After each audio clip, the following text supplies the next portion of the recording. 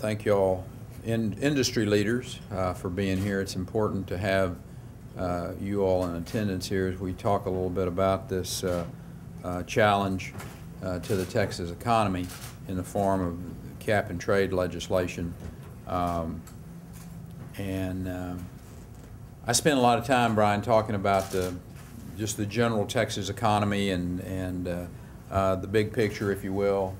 Senator, we have a great story to tell in this state, what you all have collectively done in Austin, and then freeing the industry folks to go out and do what you do best, which is to innovate and to create wealth, jobs, and that in turn directly affect Texas families in a very positive way. A strong economy means more jobs, and I don't think there is anything that those of us in state government do that's any more important than creating that environment where men and women can have access. As I tell folks, I said, until every Texan that wants a job has a job, we're not going to be satisfied, and working towards that. And we have weathered this economic turn down better than most. We've certainly got our challenges, and we've led the nation in job creation and Fortune 500 companies and exports. And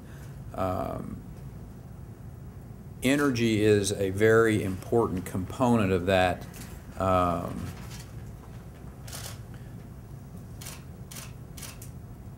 Economic success. I mean, when you look at it's at the epicenter of our ability to drive this economy, and it's not just because we lead the nation in the development of petrochemicals and refining. I mean, we're a big state, and simply moving things like food and necessities from one place to another carries a substantial price tag. You think about moving that cotton from West Texas to the port of Houston, and just the cost of moving products. We're an agricultural state. We're when you think about the ag community and higher feed prices, higher fertilizer prices, and how those are concentric circles of impact going out across our economy from the standpoint of and the size of Texas really puts us in a unique position from that standpoint as well. So and that's just one of the reasons that I'm very wary of this cap and trade legislation, that it would impose the largest tax hike in American history if it's implemented as it's written. But it would also inject government into almost every arena of Texas, whether it's your home, whether it's on the farm, whether it's at the workplace. I mean, that piece of legislation really injects government even further into our private lives, into our public lives, into our workplace. Numbers are pretty staggering. The Waxman-Markey legislation, if it's signed into law the way it's crafted, would have a 41% increase on gas prices. I tell folks, I said, this isn't about rich people.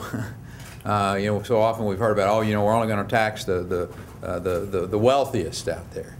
When you start talking about raising people's gasoline prices 41%, you're pretty much writing or painting with a broad brush. Basic household goods are going to go up. Estimate is that those basic household goods are going to see an additional $1,200 a year impact on the average family's cost of living, cost of electrical power. And I might just borrow a phrase from the president. He said that they were going to necessarily skyrocket if this cap and trade piece of legislation goes into effect. As much as $650 a year for the average household by 2013. Imposing this kind of tax on families at a time when we ought to be finding ways to reduce the burden on them, Senator. I mean, Joan, when you think about the folks that you represent, it's one of the reasons that you voted to lower taxes on businesses in Texas this last legislative session. If there was ever a time to try to reduce the burden on families, it's now. If this cap and trade legislation goes into effect, hundreds of thousands of Texas families it's going to impact, and the news is bad. The comptroller has estimated that between 200 and 300,000 energy sector jobs would be wiped out. And in Houston, Texas, which is the energy capital of the world, we would be epicenter of that type of job loss. Waxman-Markey would hammer countless businesses that are already operating on tight margins, either causing them to shut down or leave the United States, leading to even more unemployed Texans. So now we're getting word that the Senate version of this bill is going to be even worse than what we originally thought.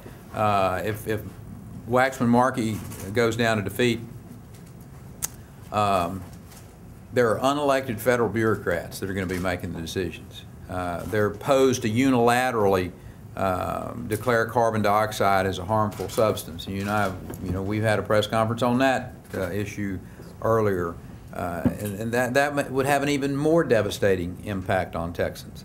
And I asked them, you know, to what end? The EPA's administrator has said himself that that it would have no significant impact on CO2 levels or temperature. And, you know, so the question is, why would you do that then? I mean, why would you, to what end? And that's what's so frustrating. You know, and you got countries like China and India that have absolutely no intention of participating. The idea that they're going to impact their economy in a negative way when they see no benefit, it's all these changes are going to do. This bill is only going to impact the United States, and I suggest to you in a very negative way economically, and do nothing for the environment. And we've actually shown the rest of the country, and I want to ask you to address this just in a short period of time here, that you don't have to have federal mandates to have a positive impact on your economy, and certainly on your environment. And you can foster the type of influence on our environment that the next generation can actually see good benefit from. And we've put incentives in place that have worked. We've expanded our renewable energy portfolio substantially. There's no other state in the country, and I think only 3 countries in the world, that generate any more wind energy than what Texas does today. We're second in solar energy, Senator. We've seen our ozone levels dropping 22% over the last 8 years. Nitrous oxide emissions have declined by 46% from 2002 through 2006. And we did it, and we were still adding jobs. We were still growing, about 1,000 people a day moving to the state of Texas. So I would respectfully ask Washington, if they're really interested in having a positive impact on the environment, look at Texas.